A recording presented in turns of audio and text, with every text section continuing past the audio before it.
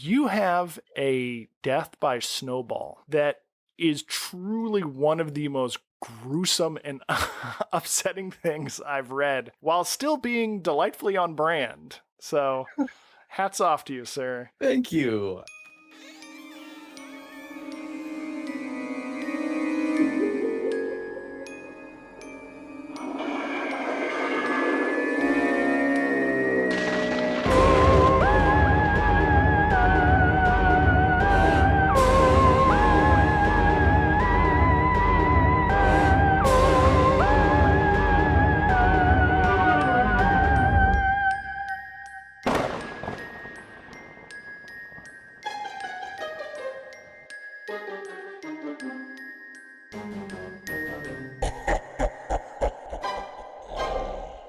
This is We Bleed Orange and Black, the podcast for Halloween and horror lovers. Join us as we interview creators, discuss our favorite horrors, and share original spooky stories. I'm Jeff C. Carter, and this week we're talking with Brian McAuley about his new book, Candy Cane Kills. Brian McAuley is a WGA screenwriter whose produced credits range from family sitcoms to horror films. His debut novel, Curse of the Reaper, was named one of the best horror books of 2022 by Esquire magazine. Brian's short fiction and nonfiction have appeared in Dark Matter, Nightmare, and Shortwave magazine. He received his MFA in film from Columbia and now teaches screenwriting at ASU Film School. Welcome to the show, Brian. Thanks so much for having me, Jeff. I'm psyched to be here. Okay, icebreaker. If you had to perform an entire song with zero mistakes, what would it be? Oh, I mean, this might be a cop-out because it's a really short song, and I just did it at karaoke last week. It is I'm on Fire by Bruce Springsteen. All right. That's not that short. That's pretty good. And tough to perform under pressure, I imagine. You know, I grew up in Jersey, so it's pretty much ingrained in my soul at this point. Smart. Is it a 6-inch valley through the center of your skull? I know, that's the standout line, right? Yeah. That's You have this great essay in Nightmare magazine where you talk about your love of horror and how it began and how you were sort of inducted into this dark brotherhood of secret knowledge. Suffice it to say, you were a fan of Goosebumps. You are a fan of Goosebumps, going by your shirt. You were a fan of Are You Afraid of the Dark? So a lot of that is well-trod territory here. What I would like to know is, you mentioned a raucous drinking game based on Friday the 13th Part 6. I gotta know, yes. What are the rules of this drinking game? Let's see if I can remember these off the top of my head. It's not a good drinking game if you can remember with too much clarity. It gets pretty intense pretty quick because it's definitely drink anytime someone is killed. It's drink anytime you hear the drink anytime anybody has sex, and drink anytime anybody drinks, drink anytime anybody smokes weed. The real killer is drink anytime anybody says Jason, because especially in that movie, people are just constantly being like, it's Jason. Jason isn't real. How do you know Jason isn't real? That's Jason. You just start chugging. Why that movie out of the entire franchise? So that movie is my favorite because it's the most fun and the most kind of accessible. So I often find myself having to kind of convince non-horror folk to watch a horror movie. And for me, that one is just, it's not as scary. It's super fun. It's kind of that kind of winky, self-referential horror that I feel like, you know, movies like Scream got a lot of credit for starting, but it existed long before that. And so Part 6 for me is it's just a really good time. It's just like a real party movie. This saddens me because we've come to our first disagreement.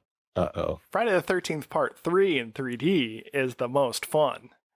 Whoa, I thought you were going to say final chapter, which, you know, I just saw on the big screen, and I love it, but 3D is that's a dark horse. That one is so wild. Jason still has the sack on his head for a large part of it, I believe. But the 3D 80s vibes are so out of control. That movie has like people throwing popcorn at the camera and like snakes jumping out and eyeballs popping out. A yo-yo dropping into the camera. Yeah, so many big 3D moments.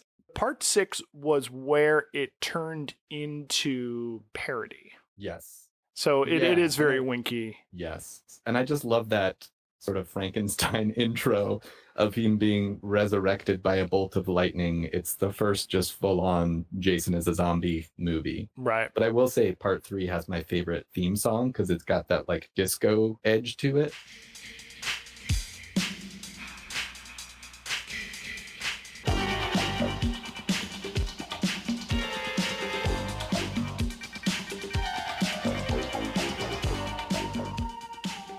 And Friday the 13th is my favorite slasher franchise because I love each film for totally different reasons. Like they all have their own energy and weird elements, especially once it gets into like Jason versus Carrie, Jason on a boat more than in Manhattan. And they're all just kind of their own brand of weird fun. They definitely swerve all over the road in a really entertaining way. Do you think as the tide of superhero movies begins to ebb, that the industry is going to look to horror as its surefire return on investment moneymaker? It definitely seems like the Marvel machine is slowing. And what's fascinating to me is Freddy and Jason and Michael. I mean, this is kind of what my first book, Curse of the Reaper, is about, is that the sort of iconic nature of those slasher characters from the 80s. They had that sort of superhero-like draw. They were on lunchboxes and doing collaborations with rap artists in MTV music videos. Definitely there is a precedent for that, for horror to have that sort of iconic IP superhero quality to it. I think Megan is already well on her way. Chucky continues carving that path. You were just daring me to put in horror rap songs, of which I'm a big aficionado. Listen up, fool, I'll tell you why. Chucky's bad, that ain't no lie. Chucky, Chucky, go away. You're too rough when you play. Over in the corner now, peekaboo. Honey, honey, ha, ha, I see you. Where do you see horror going? Ooh, that's a big one. I know, that's a huge question, impossible to answer. I'll throw this out here. Maybe it's kind of going out on a limb, connecting these dots. Tell me what you think. As a teacher of horror and film, I think there is a turn towards folk horror, and it may be related to the growing mistrust of authorities and institutions, and it might be our shared dread about the environment and our ability to deal with it, to atone with it, to survive it. Yeah, I think we're definitely seeing that. And I think that horror has always been the genre that when we look back at each decade, you can see very plainly how it was responding to and reacting to the fears of the time. I think that's where it can be tough sometimes to know when you're in it. What are we reckoning with right now? Certainly, tech horror is part of it with the Megan of it all. But yeah, folk horror, I think, is a great one to hone in on. And I think it actually connects to my other thought, which is that in wondering, like, what's the trend going to be in film and TV, I feel like horror fiction and books are a good precursor, because the diversity of what's happening in horror fiction right now is just astounding. And there has been a lot of great folk horror, especially with indie presses like Tenebris and others. That would be my hope, is to see all of the great horror that's being explored in fiction, and weird horror with a capital W. I think movies are allowed to get a little bit more weird these days, and I hope that continues. I think looking at what's happening in horror fiction is a good kind of lens to see where we're headed, because it's also such a progressive space with the characters and the types of stories we're getting to see now. All right, I'm looking forward to that. So let's talk about your new book, Candy Cane Kills, from Shortwave Media. This is the Killer VHS series book 2. Yeah, so that's kind of how it all began. Was I had written a short story that Alan bought for Shortwave magazine, and through that process he kind of tipped his hand to say, hey, we're developing this new series called Killer VHS. We have the first book set. I was wondering if you'd be interested in pitching an idea for book 2. And the parameters were basically, it has to be inspired by those sort of 80s VHS covers that we all grew up seeing on the shelves of Blockbusters and our local video shops. And the story has to incorporate some kind of found footage element, which is a kind of flexible story point. I was immediately like, this sounds definitely up my alley. But I think the real kind of cincher for me was, he said, the first book's coming out probably June, July, and I would like to do it every 6 months. So yours would come out maybe November, December, and the light bulb went off of just, hey, would I be able to do a Christmas slasher? And he was like, yeah, what are you thinking? And at that point, I didn't have an idea. I just knew that that was a space I wanted to explore. From there, the name Candy Cane, CIN, came first, and I built the story around that. And it was just so much fun to think of this novella, it's 145 pages, to think of it as a movie experience, to think of that, deliver on that VHS promise that gratefully a lot of early reviewers have been saying, like, I sat down, started reading it, and then couldn't put it down until I finished. And that's the kind of dream experience of just like start to finish as if you're watching a horror movie, I think is the kind of vibe we're going for with Killer VHS. And also a reviewer has dubbed it Goosebumps for grown-ups, which we love. And we're like, yes, that's also the vibe. Mine's got short chapters with those kind of cliffhanger endings to kind of keep you going. My book happens to be sort of young adults. So Booklist, the American Library Association, is saying like definitely YA readers could use this as a sort of stepping stone. And that really meant the world to me, because I feel like I'm writing a book I would have loved to read at that age. Wow, that's so cool. When I was reading it, I had to imagine, just based on the name and how cleverly you make a meal out of that name, Candy Cane, that you came up with the villain first. So how did you build it out and wrap your other characters and emotional arcs around this concept of this killer, Candy Cane? Part of that was like I was raised Catholic, and so the horrors of the Bible are very much ingrained in me. So that name Candy Cane, I was like, okay, I want to use that and build a legend around that name. And I knew I wanted to do a family story, because Christmas to me is a time for family drama. The immediate idea came of like, well, if we have a family who's really on the rocks and not getting along, and the dad thinks that, okay, to fix everything, we're going to go rent this cottage in the woods and we're going to have this beautiful white Christmas, and we are going to fix things and we're all going to be okay. And I just love that trope of a group arriving at a place with a sort of haunted history and slowly discovering that they are very much in danger from that history coming back. So it definitely, part of the killer VHS of it all too was leaning into some of the tropes and then, playing with them and upending some of them. I did a panel at StokerCon last year that I pitched and then moderated, Death Tropes, Long Live Tropes, to talk with fellow writers and podcasters about how we love these tropes in this genre. We come to it for the tropes, but also, some of them need to be refreshed and twisted in different ways. So I really kind of leaned into that with this book, especially. I just released an episode today with Gordon B. White, and he was saying that tropes are very useful because they do a lot of heavy lifting. Yes. It's kind of like the little bit of paper or wood you shove into the fire to get it burning a little hotter. Yes. Instead of like, well, all right, let's reinvent the wheel. Why are they in this cabin? Why are they isolated, Yep. No, I love Gordon. He's brilliant, and he's such a good writer. He's the first person who comes to mind when I mentioned capital W weird. He's the king of it, in my opinion. And yeah, that phrase that you said, let's not reinvent the wheel, is something I say to my students constantly, is just like, please relieve yourself of that pressure that you have to like reinvent every story ever. There are tropes and ideas and structures that work and have worked for eons. You can embrace them and play with them while you're embracing them. It's not going to make a cookie cutter story because you're the first person telling that story. That's the element that you're going to bring to it. Like the story of Cain from the land of Nod, or should I say Nodland, off of Exodus Road. Sometimes you just got to hit the nail on the head. And just...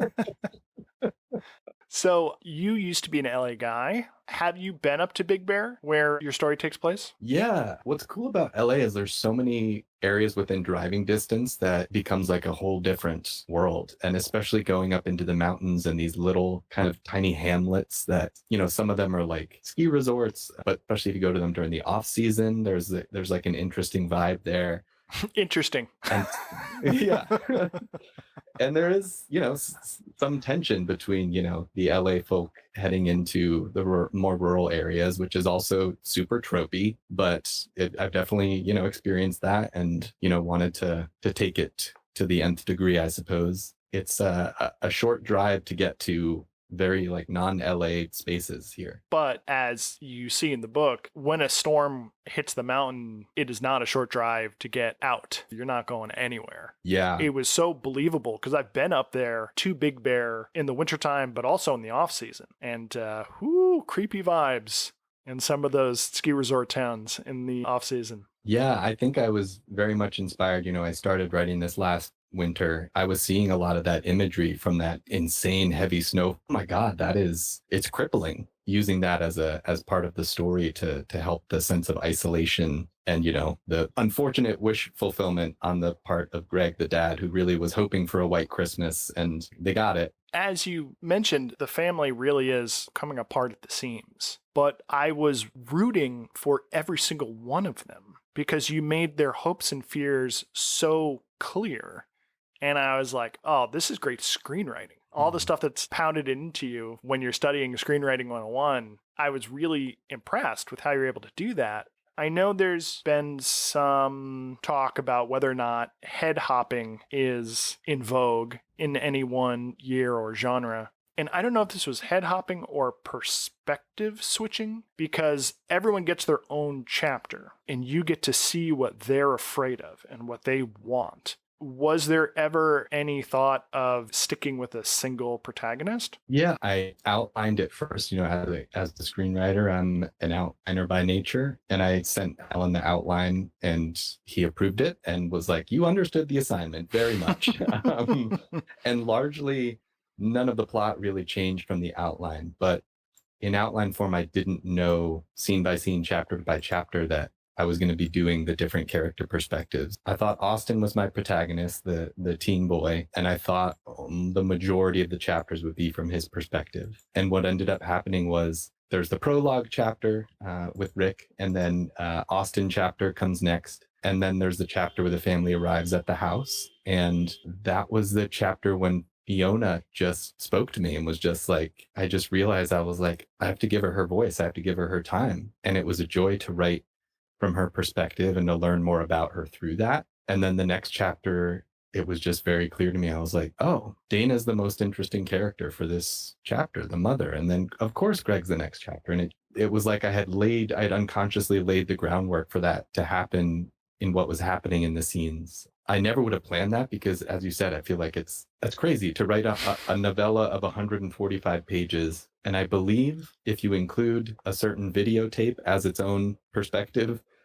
there are 12 different perspectives in 145 pages in 25 chapters. And I feel like novellas, additionally, I feel like most writers approach them as, oh, I'm going to use this as an opportunity to be really close with one character and make it that sort of intimate experience. But the story told me it was like, just trust, just give these characters their due, because that also for me with, in what I want to bring to slashers as an author and as someone who likes to play with tropes, I think slashers traditionally are not known for well-developed characters. They're often known for the opposite, for kind of cardboard cutouts that are getting mowed down by the killer. And so for me, it was really important for it to work as this family drama so that you could care and root for all of them in all of their imperfections before the chaos begins. Well, 12 and 25 are both certainly totemic numbers for Christmas stories. This was like the fortuitous realization that I had not planned. And I was like, okay, well, that's clearly there's, Santa's on my shoulder here. At the very least, Krampus. Yeah. I know you've studied the slasher genre as it is codified in films. How do you find that it translates into prose? What's great about seeing slashers, having a moment in fiction right now is different writers are approaching them differently. And the first one that showed me that idea of kind of showing a separate chapter from a potential victim's perspective was There's Someone Inside Your House by Stephanie Perkins. And it's a YA slasher that was adapted into a Netflix film. I was like, oh, this is really smart and effective. Also, what I wanted to play with in doing that with this book was if we're already using that technique of seeing different characters' perspectives, then it amps up the suspense a little bit of knowing that like anybody could go at any time. Nobody is really safe. But on the other side is reading a book like Stephen Graham Jones's novella, Night of the Mannequins, which is that single perspective, unreliable narrator novella slasher. That's a whole different experience. So yeah, it's fun to look at how different writers play with what can and can't be done in prose. And certainly, as you identified, I think films were a big influence for me. So it was about figuring out how do I translate that experience and that vibe into prose. What you can do in prose is really put the reader into the victim's shoes, which is so much more scary and harrowing and horrifying for me. So I definitely lean into that. It's like every day I'm sitting down at the keyboard and I'm really like subjectively putting myself through death after death through these characters. So there is a sadness to it too that I kind of lean into. It's definitely really a fun format to play with in that regard. It just occurred to me that because part of your assignment was to incorporate found footage, it's a very seamless transition to go from every chapter is a different perspective to, okay, in this chapter, we are seeing through the lens of this camera about what happens on this faded Christmas day. Okay, switching gears for a second here. Speaking of Fiona, the little sister, she has a condition, which is an extreme form of juvenile arthritis. What was the intention or the thinking behind that? Fiona is one of those characters who kind of just came to me fully formed. You know, I knew I wanted to explore different tensions within this family. And so one of those tensions is her condition and the way that it impacts the family, or how Austin, especially as her brother, feels kind of a resentment toward her. They're kind of uncomfortable feelings to deal with for him, and I think for the reader. But yeah, like I said, she as a character was just so clear in my head. I honestly don't remember making the decision of having her use a cane. I did research into different disabilities, and I knew that I wanted her to be dealing with this physical pain, for her to be a character who's really kind of stomaching it, because I knew that, again, there was going to be this element of storytelling where we meet her from the outside at first, and she has this funny exterior, and then to go back behind that and see that she is dealing with this chronic pain, I thought with a character dimension that would be really a compassionate way to explore that. The brother-sister dynamic as well was something I wanted to explore just from my own experience of having siblings, and dig into that, especially in those teenage years, how kind of mean kids can be to each other, but like it's also just these kids have needs that aren't being met. And yeah, I wanted to kind of spotlight that for them. It's a very interesting choice because it allows every character in the story to be gritting their teeth and bearing some agony, be it emotional, be it romantic, be it physical. And no one really sees anyone else's pain. So there's so much potential. Everyone is on their last nerve. And then, of course, you unleash Candy Cane on them. You have a death by snowball that is truly one of the most gruesome and upsetting things I've read, while still being delightfully on brand. So hats off to you, sir. Thank you. A recent Goodreads review pointed to that one as well as being especially scarring. And it was one that when it came to me, I was like, I'm so unsettled by it. And it feels like the worst way to go. So I'm glad that I could share that nightmare. I think it might be the worst in the story.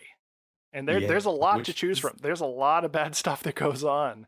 There's a million ways to die, but I didn't know that I was scared of snowballs like that. Just horrendous. I can't imagine some librarian is going to be like, oh yeah, I'd love to give this to some young adult readers. Like, at the very least, you're going to be putting them off of snowball fights for quite some time. Exactly. No more snowball fights at the library. It's a win-win. One of the characters, Ethan, makes a Sly Reaper reference. I couldn't help it. You know, the story is set in 2005, which is the same year that Curse of the Reaper is set. And it just felt like it was in the zeitgeist. The Reaperverse is real. Have you noticed any differences between writing horror screenplays and writing horror novels? So for me, the main similarity, I guess, in screenplays versus novels is I'm an outliner. I'll always kind of map out my story first. And then once I get into drafting, it could shift from there. I could go in different directions. I think what I love about novels versus screenplays is being able to get into the characters in a very different way. Curse of the Reaper was initially written as a screenplay, and then I adapted it into a novel. And through that, I really went way deeper into the characters, especially Trevor, who's kind of the antagonist to Howard in that story. It became much more of a two-hander, and we became much more invested in his life and his story through the novel. And then on the flip side, Candy Cane Kills, writing it as a book first, and I just finished writing the screenplay myself. It was interesting to translate it in the other direction and figure out, okay, what are those little bits of interiority with these characters that I need to find a way to externalize now? They're both so fun in their own ways, but now I definitely think the fiction writing bug has bit me. And I feel like that's always going to be my starting point because it really gets me closer to the characters. And that's what I really care about. That's a really cool triple threat. You can write the novel, you can adapt it to a screenplay, and then you can teach that screenplay to your students. Yeah, actually, in a couple of weeks, I'm going to do a lesson in my screenwriting lecture where I'm going to read first chapter of Candy Cane Kills, which is Rick's chapter. It's the first chapter of a slasher, so it doesn't end well. But it's because it's one person, single location, probably the most interior chapter of any of them. And so adapting that was the biggest one where I had to figure out how to externalize into film form. So for my class, we're going to do a reading of it, and then I'm going to have my students adapt that chapter themselves. And then I'm going to show them how I adapted it and what choices I made. It's really fun to be able to bring my professional work into the classroom. And I've done script to screen studies for like my produced feature films where I'll show them the script pages of the scene. We'll watch the film scene and talk about what changes were made. And it's a joy to get to, painful as well to be vulnerable enough to show my own work. But I think it's important to be instructive in that way.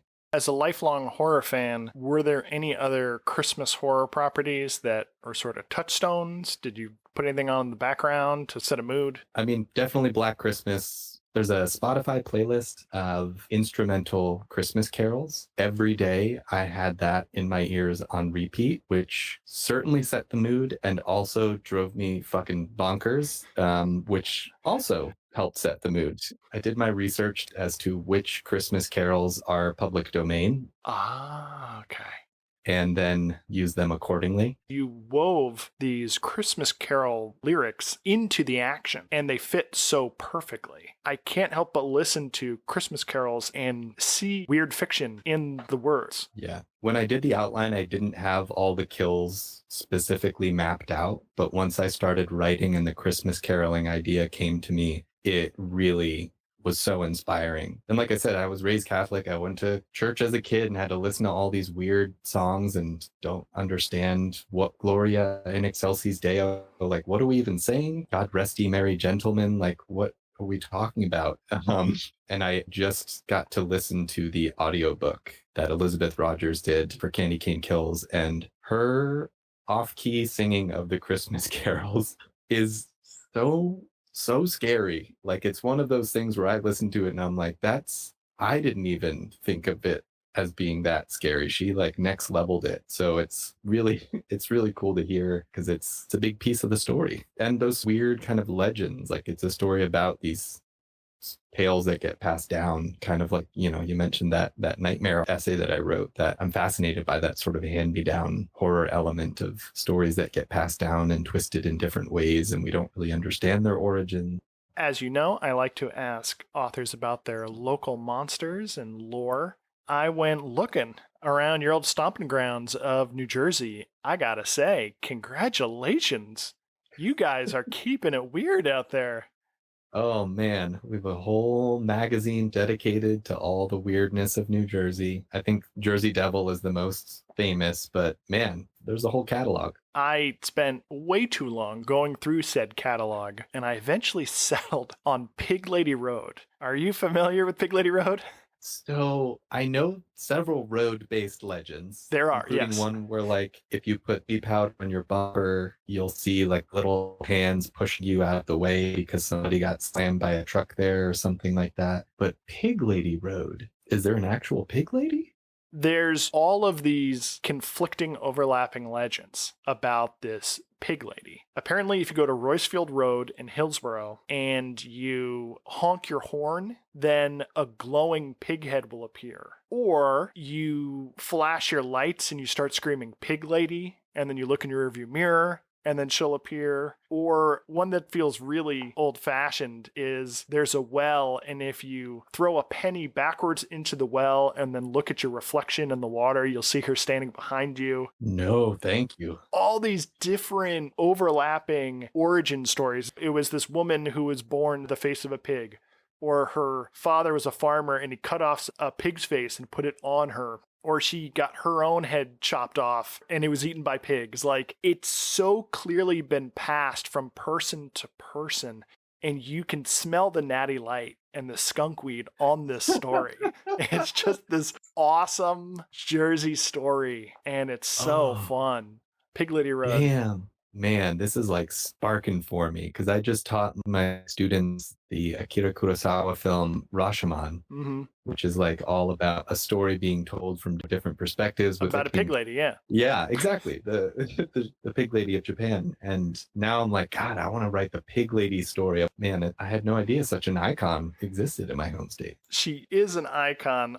So when I was talking with Alex Woodrow about folklore, she was saying, if someone says there's this monster in Romania and this is when they come out and this is what they look like and this is what they do and this is how you stop them, you know they're full of shit. Because it's never just one thing that's like cut and dry. It's always all over the place. If it's like a proper living legend that's been passed on through oral history. And so I'm really into the messiness of Pig Lady Road. Yeah, there's something so organic and therefore like scarier about all the different incarnations because it's as messy as reality is. And if the story's too clean, as Alex said, like that reeks of bullshit. It reeks like a story that's just being told. The Pig Lady contains multitudes. That's right. In New Jersey, contains the Pig Lady. According to the legend, the ghost of the pig lady still haunts the area, and a number of people claim that she has attacked them or their cars with an axe. They say that if you drive down Pig Lady Road at night and you flash your headlights... So what are you working on next? A new novel that is currently out on submission. So everybody listening, send out some good vibes for that. As I mentioned, I just finished this screenplay for Candy Cane Kills, so we'll be going out with the book and that, I think, this week to potential producers, and then it's on to the next thing. Where can our listeners find you online? I am still on the platform formerly known as Twitter and Instagram, and I think a few others, Threads, Blue Sky, all under the handle Brian McWriter. And that is also the name of my website, brianmcwriter.com. Thanks for hanging out. Thanks for talking to us and letting me be the first one to interrogate you about Candy Cane Kills. Thank you so much. It was such a treat and a very Merry Hillsmas to you and yours. Merry Christmas. Please subscribe and follow. Links are in the show notes. You can find me at jeffccarter.com and hit the link to pick up my collection, We Bleed Orange and Black, 31 fun-sized tales for Halloween. Until next time, stay spooktacular.